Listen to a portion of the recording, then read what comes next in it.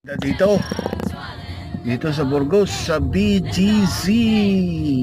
Yan, BGC Burgos. Tingnan mo naman ang mga ilaw dito, oh. Super punong-puno ng ilaw dito sa kalyeng ito, dito sa Burgos. Ouch!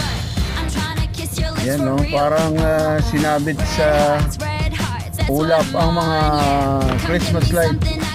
Yan, Christmas decoration. Yun. Alas 11:25 na, December 3. Yun. Dito tayo sa Burgos Circle. Ganda, di ba?